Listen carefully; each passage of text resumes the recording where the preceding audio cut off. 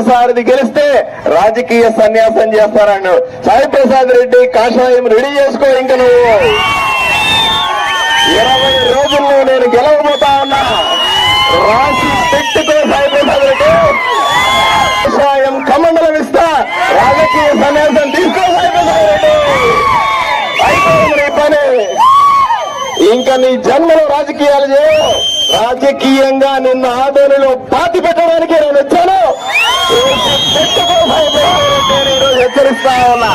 ఏమనుకుంటున్నావో ఏమో, అల్లా తప్ప రాజకీయ నాయకుడు అనుకుంటున్నావు, నీ తాటాకు చెప్పులకు బెదిరిపోతాననుకుంటున్నావా?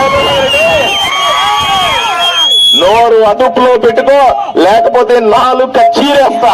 మళ్ళీ రేపు ఇదే హెచ్చరిస్తా ఉన్నా. మళ్ళీ రేపు ఎల్లుండి ఎక్కడన్నా మీటింగ్ లో నా గురించి గాని నా కుటుంబాన్ని గురించి గాని మాట్లాడితే కబడ్డార్ తాడు పేడు రాజకీయంగా తేల్చుకుంటా. నాకు నీతో ఎటువంటి శత్రుత్వం లేదు. నేను రాజకీయంగా నేను ఎదుర్కొంటా ఉన్నా.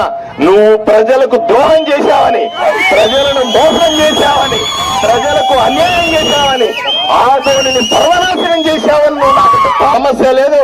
నేను ఎమ్మెల్యే అయ్యి ఆదోనిని అభివృద్ధి చేసి చూపిస్తా. నీ కళ్ళ ముందే ఆదోనిని అభివృద్ధి చేస్తా. నీ కళ్ళ ముందే ప్రజలకు కావాల్సిన అవసరాలన్నీ తీరుస్తా. ఈ విషయాన్ని చెప్పడానికే వచ్చినాను. ప్రజలారా గుర్తుపెట్టుకోండి, నేను నరేంద్ర మోదీ శిష్యుణ్ణి. కేంద్ర ప్రభుత్వం దగ్గర నుంచి నిధులు తీసుకొని వస్తా. ఆదోనిని అభివృద్ధి చేయడానికి పూర్తిగా కృషి చేస్తా.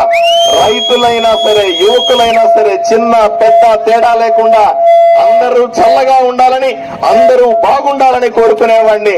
ఒక్కసారి ఆశీర్వదించి చూడండి, ఒక్కసారి అవకాశం ఇచ్చి చూడండి.